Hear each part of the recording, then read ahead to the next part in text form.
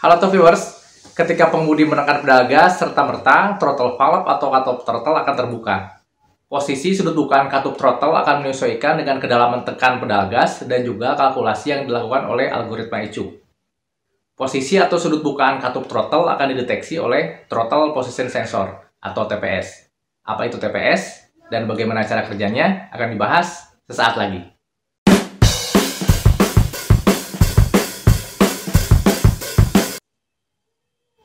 Lokasi TPS terpasang pada throttle body, segaris atau satu poros dengan katup throttle.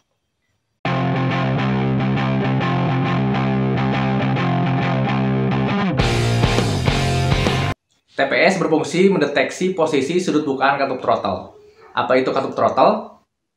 Katup throttle adalah katup kontrol aliran udara yang bertugas mengatur banyak sedikitnya udara yang masuk ke dalam intake manifold.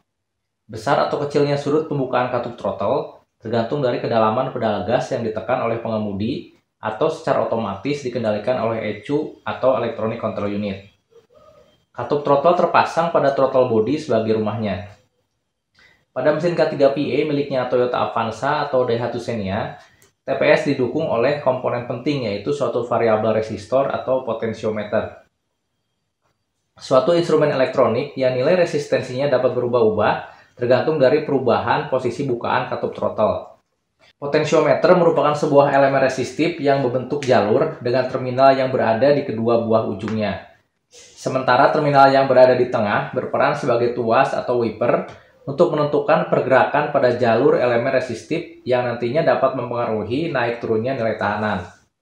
TPS mempunyai 3 terminal, yaitu terminal VC, terminal VTA, dan terminal E2.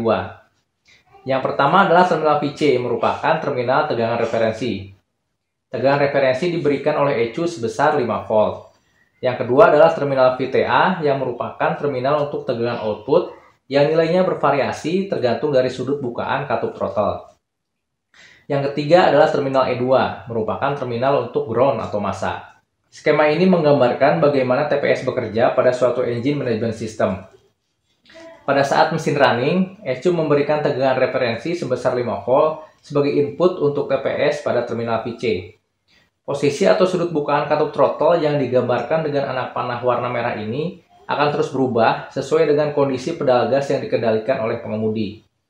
Perubahan posisi atau sudut katup throttle akan membuat nilai tahanan variabel resistor pada TPS akan berubah, sehingga tegangan output akan berubah juga.